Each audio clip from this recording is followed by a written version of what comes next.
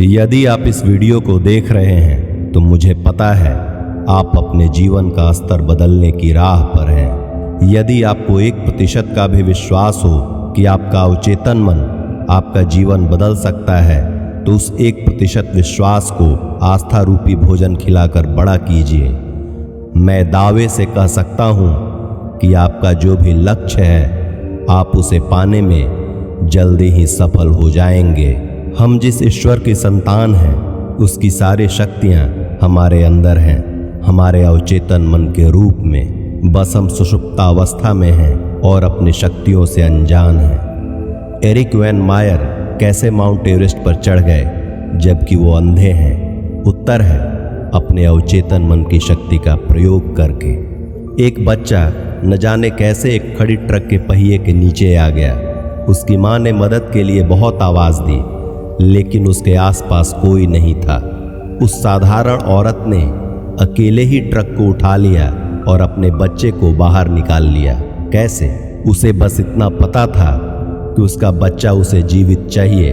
माँ की ममता जो अपने बच्चे के लिए अवचेतन मन में दबी रहती है उस वक्त जाग गई और उसकी शक्ति से ही उस साधारण औरत ने हजारों किलो वजनी ट्रक को उठा लिया।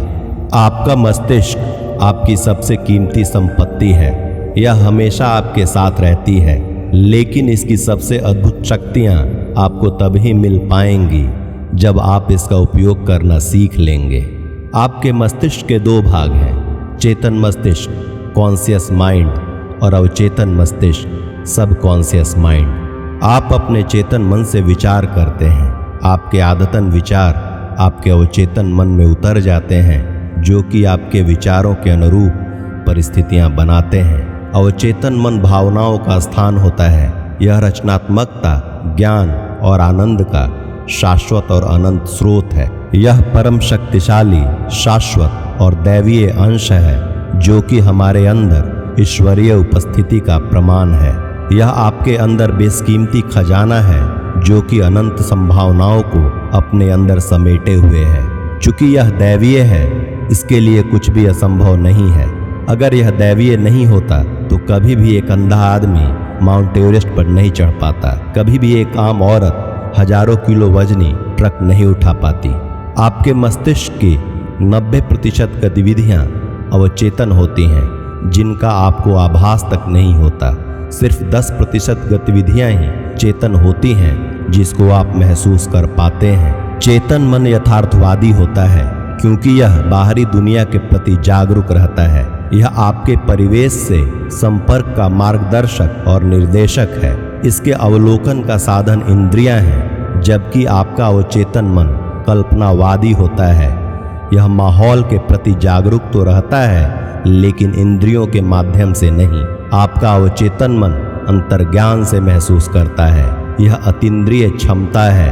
आपका अवचेतन मन अपने उच्चतम स्तर पर तब काम करता है जब आपकी इंद्रियां शिथिल हों, काम न कर रही हों। आपका अवचेतन मन तार्किक नहीं होता। यह आपके चेतन मन के द्वारा संप्रेषित विचारों के अनुरूप परिस्थितियां उत्पन्न कर परिणाम देता है। अगर विचार सकारात्मक होंगे तो सकारात्मक परिणाम आएंगे। अगर विचार नकारात्मक हों तो परिणाम भी नकारात्मक ही आएंगे। आपका अवचेतन मन ईश्वरीय अंश है और आप ईश्वर से जो मांगेंगे वही मिलेगा। आपका चेतन मन सिर्फ बेसिक काम करता है लेकिन आपका अवचेतन मन रचनात्मकता और ज्ञान का अनंत भंडार है। आपके अवचेतन मन की शक्ति अतुलनीय और असीमित है। यह आपको प्रेरित करता है और मार्गदर्शन देता है। अवचेतन मन की बदौलत ही इतिहास में जितने भी कलाकार, वैज्ञानिक, लेखक, व्यापारी या शिक्षाविद हुए उन्होंने आश्चर्यजनक और रचनात्मक विचार, ज्ञान और प्रेरणाएं पाई जिसने उन्हें आम लोगों की श्रेणी से उठाकर महान लोगों की श्रेणी में खड़ा कर दिया। आपका 90% से अधिक मानसिक जीवन अवचेतन है। इसीलिए अगर आप इस अद्भुत शक्ति का प्रयोग नहीं करेंगे तो आप बहुत ही संकीर्ण सीमाओं में जीने के लिए अभिशप्त होंगे। इसीलिए अगर आपको अपने जीवन में कुछ एक्स्ट्रा ऑर्डिनरी अचीव करना है तो आपको अपने अवचेतन मन की शक्ति का प्रयोग करना सीखना ही होगा। तो आइए हम बढ़ते हैं उन तरीकों की ओर जो निश्चित रूप से ही आपको अपने अवचेतन मन की शक्तियों को उजागर करने में मददगार साबित होगा। आपका चेतन मन स्टार्टर है और आपका अवचेतन मन मोटर। आप जब मोटर को चालू करेंगे तभी यह काम शुरू कर पाएगा। आपका चेतन मन आपके अवचेतन मन की शक्ति को जगाता है। अपनी स्पष्ट इच्छा, विचार या छवि को अवचेतन मन तक पहुंचाने का पहला कदम है अपने चेतन मन को शांत करना, ध्यान को गतिहीन करना, स्थिर होना और शांत बनाना। शिथिल, निष्क्रिय और शांत मानसिक नजरिया बाहरी मामलों तथा गलत विचारों को अवचेतन मन तक पहुंचने और लक्ष्य में हस्तक्षेप करने से रोकता है। जब आपका चेतन मन शांत और निष्क्रिय होता है तब आपका अवचेतन मन ग्रहणशील होता है। इसके लिए जरूरी है लगातार आप मेडिटेशन का अभ्यास करें। सुबह उठने के बाद और सोने के पहले 10 से 15 मिनट मेडिटेशन का नियमित रूप से अभ्यास करें।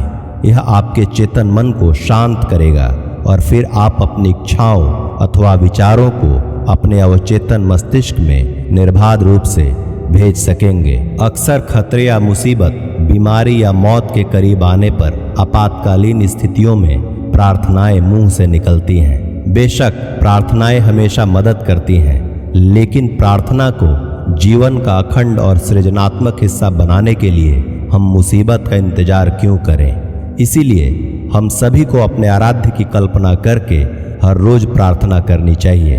बहुत लोग सोचते हैं कि व्यक्ति की प्रार्थना का जवाब उनके धर्म के आराध्य या जिसमें भी वो विश्वास करते हैं उसके कारण मिलता है, लेकिन ऐसा नहीं है। उन्हें तो जवाब अपने विश्वास के कारण मिलता है। प्रार्थना का फल तो तब मिलता है जब व्यक्ति का अवचेतन मन उस व्यक्ति की मानसिक तस्वीर या विचार पर प्रतिक्रिया करके उसे हकीकत में बदल देता है। विश्वास का यह नियम दुनिया के सभी धर्मों का गोपनीय सिद्धांत है। धार्मिक भिन्नताओं के बावजूद हिंदू, बौद्ध, ईसाई, मुस्लिम और यहूदी लोगों को उनकी प्रार्थनाओं के जवाब मिलते हैं। ऐसा कैसे हो सकता है? इसका कारण यह है कि प्रार्थनाओं के जवाब किसी खास आस्था, धर्म, जुड़ाव, कर्मकांड, संस्कार, आराधना, भजन, मंत्र, बलि या चढ़ावे के कारण नहीं मिलते हैं। जवाब तो उस आस्था या मानसिक स्वीकृति के कारण मिलते हैं जिसके साथ प्रार्थना की जाती है। लेकिन आपकी प्रार्थनाएं हमेशा सफल नहीं होती, इसलिए जरूरी है प्रार्थना की वैज्ञानिक पद्धति को सीखने की। वैज्ञानिक प्रार्थना मस्तिष्क के चेतन और अवचेतन स्तरों के बीच की ऐसी सामंजस्यपूर्ण पारस्परिक प्रक्रिया है जिसे किसी विशिष्ट उद्देश्य के पाने के लिए वैज्ञानिक तरीके से निर्देशित किया जाता है। आपका मन विचार से वस्तु की ओर चलता है। जब तक मन में तस्वीर नहीं होगी तब तक मन चल ही नहीं सकता, क्योंकि आगे बढ़ने के लिए कुछ होगा ही नहीं। आपकी प्रार्थना जो आपका मानसिक कर्म है, उसके लिए आपको उस चीज की मानसिक तस्वीर बनानी होगी जिस चीज को आप प्रार्थना के माध्यम से साकार करना चाहते हैं। तभी आपकी अवचेतन शक्ति इस पर काम कर सकती है और इसे साकार कर सकती है। आपकी इमेजिनेशन इतनी प्रबल होनी चाहिए कि आप अपनी मनोकामना की पूर्ति की खुशी और सुख को पहले ही महसूस कर सकें। आपको अपने मस्तिष्क में स्वीकृति के बिंदु तक पहुंचना होगा, अविवादित और पूर्ण स्वीकृति। मान लीजिए आप युवा हैं और आप चाहते हैं कि किसी अच्छे लोकेशन पर आपका एक आलीशान घर हो, तो आपको अपनी प्रार्थना के दौरान अपने मन में उस घर की स्पष्ट छवि होनी चाहिए, जैसे कि घर का रंग, फर्श का रंग, इंटीरियर, उसके आसपास की सड़कें और सब कुछ जो आप चाहते हैं उस घर में। लेकिन इसके लिए जरूरी है कि आप अपने आराध्य पर, अपने आप पर और अपने अवचेतन मन पर संपूर्ण विश्वास रखें और घर को पाने के पहले ही उस घर को पाने की खुशी और संतुष्टि को महसूस कर सकें। तभी आपकी प्रार्थना सफल हो पाएगी। अगर आप किसी बीमारी से ग्रसित हो और आप चाहते हो कि आप पूर्णतः स्वस्थ हो जाएं, तो उसके लिए आपको प्रार्थना के दौरान इमेजिन करना होगा कि आप बिल्कुल स्वस्थ हैं। आपको इमेजिन करना होगा उन सभी शारीरिक गतिविधियों की जिसको आप पूर्णतः फिट होने पर ही कर पाते हो। आपको स्वस्थ होने के पहले ही अपने आप को शक्तिशाली और स्वस्थ महसूस करना होगा, तभी आपका अवचेतन मस्तिष्क इस पर प्रतिक्रिया देगा। अगर आप गौर से सोचें तो आपके जन्म से लेकर अब तक आपको और आपके शरीर को अवचेतन मन ने ही बनाया है, और उससे ज्यादा कोई भी आपके स्वास्थ्य को इम्प्रूव नहीं कर सकता। आप डॉक्टर के पास जाते हैं और डॉक्टर दवाइयाँ देते हैं, लेकिन कोई भी डॉक्टर आपके स्वास्थ्य की गारंटी नहीं ले सकता। दवाइयाँ भी आपके अवचेतन मन की प्रतिक्रिया के हिसाब से ही काम करती हैं। अगर ऐसा नहीं होता तो एक ही दवा का अलग अलग लोगों की बॉडी पर अलग अलग रिस्पॉन्स क्यों होता है? अगर आप अपने अच्छे स्वास्थ्य व शक्ति की सच्ची भावना को अपने अवचेतन मन में प्रार्थना के माध्यम से डाल देंगे तो आपको असाध्य रोगों से भी मुक्ति मिल सकती है। बस आप में होना चाहिए संपूर्ण विश्वास, एब्सोल्यूट फेथ अपने आराध्य पर, अपने आप पर और अपने चेतन मन पर। जब भी आप ध्यान या मेडिटेट कर रहे हो तो इच्छा शक्ति की जगह कल्पना शक्ति का प्रयोग करें। इच्छा शक्ति और कल्पना शक्ति के द्वंद्व में हमेशा जीत कल्पना शक्ति की ही होती है। समस्याओं को सुलझाने के लिए बौद्धिक प्रयासों को दूर रखें। बच्चों जैसी चमत्कार करने वाली सरल आस्था से जुड़े रहें। मान लें आपको जमीन पर रखे एक पतले पटिए पर चलने को कहा जाए, आप बिना सवाल किए ऐसा आसानी से कर लेंगे। लेकिन यही पटिया अगर 20 फीट ऊंची दीवारों के बीच रखा हो तो आप शायद ही उस पर चलने की हिम्मत कर पाएंगे। आप कल्पना करने लगेंगे कि आप पटिए पर लड़खड़ा रहे हैं और ऊंचाई से जमीन पर गिर रहे हैं। हो सकता है आपको पटिए पर चलने का बहुत मन हो, लेकिन गिरने का डर आपको रोक देगा। इच्छा शक्ति लगाने पर ध्यान केंद्रित करना इस बात का परिचायक है कि आप में शक्ति की कमी है। अपनी इच्छा शक्ति और कल्पना के संघर्ष से बचने का तरीका है मेडिटेशन के दौरान नींद की अवस्था में पहुंचना, अपने आप को बाहरी दुनिया से खुद को दूर कर लेना, अपनी इंद्रियों को निष्क्रिय कर लेना।